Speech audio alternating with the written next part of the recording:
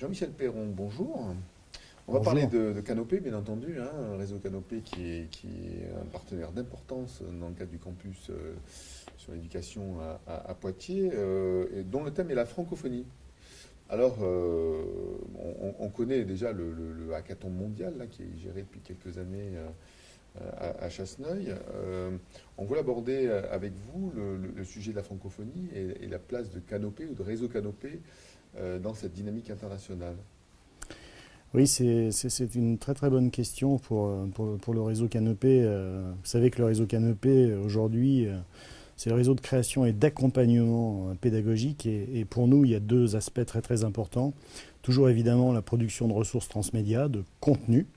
Et les contenus que nous produisons, comme les fondamentaux par exemple, qui sont aujourd'hui très très connus et très utilisés dans les classes en France, on se pose forcément la question de l'espace de langue française qui pourrait aussi utiliser ces contenus-là ou d'autres contenus. On parle aussi de la plateforme Corpus par exemple, aujourd'hui sur l'enseignement du corps humain. Ces sujets-là, ces contenus-là sont aujourd'hui disponibles en français pour le monde entier et on définit toute une politique de développement dans la francophonie de cette offre de contenu. L'autre élément très très important de Réseau Canopé aujourd'hui, c'est l'offre de services d'animation et de formation, particulièrement autour des ateliers Canopé. Et cette offre-là, qui est basée à la fois sur la transformation de la forme scolaire à travers la transformation des espaces et à travers la transformation des actions de formation, en mettant en place de nouvelles pédagogies, très basées sur le design thinking entre autres, très basées sur la collaboration, la coopération. Eh bien, ces nouvelles formes à la fois d'espace, de forme scolaire, d'animation, de pédagogie active, eh bien, nous les déployons dans un certain nombre de pays que nous accompagnons aujourd'hui en termes de transformation là encore, de leurs espaces d'apprentissage et de leurs modalités d'apprentissage. C'est un sujet que nous traitons dans plusieurs pays francophones. Nous intervenons maintenant depuis plusieurs années au Liban, nous intervenons en Haïti, nous intervenons dans d'autres pays d'Afrique aussi sur ce sujet-là, où en fait, Réseau Canopé aujourd'hui est en capacité, donc pour résumer un peu cette question-là de la francophonie, de proposer ces contenus transmédia qui sont disponibles aujourd'hui partout, et puis d'accompagner d'une autre manière, directement, physiquement, sur place, des équipes à la transformation de leurs pratiques professionnelles, pratiques pédagogiques, et aussi à la transformation des espaces d'apprentissage. Ce sont des sujets très très importants qui concernent évidemment le monde francophone, et je dirais même quand on commence à réfléchir sur les tiers-lieux. On parlait de Réseau Canopé et de son offre. Mais c'est très très important aussi d'aller dans les pays francophones, regarder comment aussi ces pays-là sont en train de développer des tiers-lieux.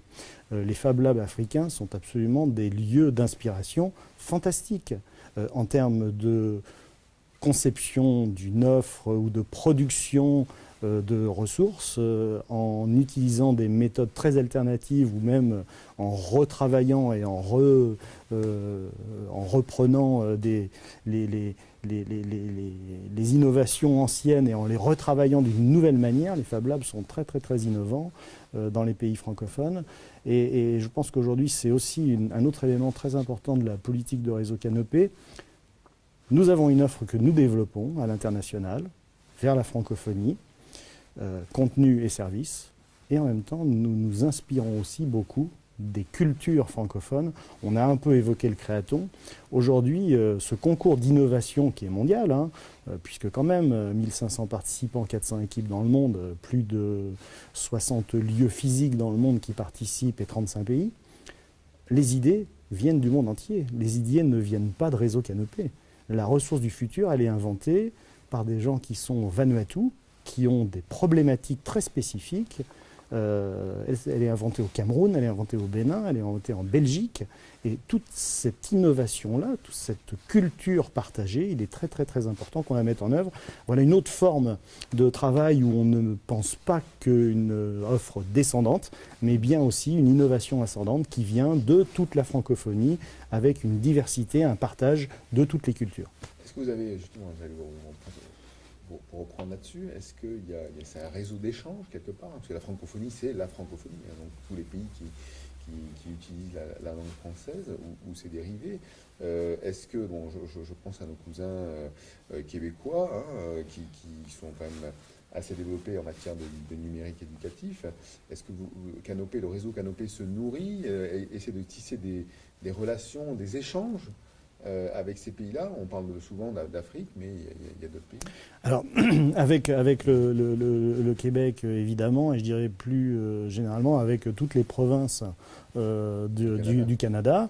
Et en particulier, nous avons actuellement, dans cette collaboration, dans cette capacité à se nourrir les uns et les autres, travaillé sur un projet autour de la réalité virtuelle avec le centre de formation ontarien de ressources pédagogiques, le CFORP. Nous avons travaillé sur une expérimentation en Ontario avec des élèves d'application de réalité virtuelle dans le cadre de la découverte des métiers. Et nous réalisons la même expérience. Nous avons réalisé avec des chargés d'études de réseau Canopé en Ontario. Et nous réalisons la même expérience en France. Et nous allons acquérir des connaissances, récolter des données de ces deux expérimentations-là, qui va nous permettre de comprendre mieux quels sont les échanges, comment les construire, avec quels besoins, pour des élèves qui sont de cultures différentes, culture nord-américaine, et puis bien évidemment des élèves français. Oui, évidemment, on se nourrit de partenariats avec nos cousins canadiens qui, évidemment, ont une très très bonne expertise dans le domaine du numérique et qui connaissent très très bien la transition numérique. Est-ce que le réseau Canopé n'avait pas un peu abandonné ce rôle d'animateur autour de la francophonie, hein?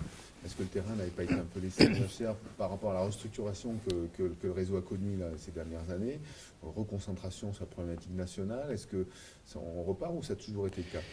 Je pense que dans l'esprit de la refondation, il y a toujours eu l'idée que de toute façon aujourd'hui, et c'est une idée générale, on ne peut pas travailler seul, et tout en expliquant ce que je viens de vous dire sur cette volonté de travailler à l'international, elle était là dès le début de la refondation et elle est toujours là. Elle se concrétise dans un certain nombre d'actions que je viens de vous donner, de vous livrer, et elle est possible aussi parce qu'on est totalement persuadé qu'on ne peut pas faire ça tout seul aujourd'hui et qu'on ne construira pas une compréhension de l'évolution des pratiques professionnelles des enseignants en particulier, c'est ce qui nous intéresse en premier, mais aussi les évolutions liées à la transition numérique chez les élèves et les parents d'élèves, on ne construira pas en le faisant seul. Aujourd'hui, on est accompagné, évidemment, d'un certain nombre de partenaires. Les partenaires du campus e-éducation, ici, très territorial, sont eux aussi très fervents et tout à fait intéressés par cet axe de développement international. Le conseil régional et sa déléguée à la francophonie suit de très près ce que nous faisons sur le sujet. Et nous avons bien évidemment l'agence universitaire de la francophonie et l'organisation internationale de la francophonie avec qui nous travaillons.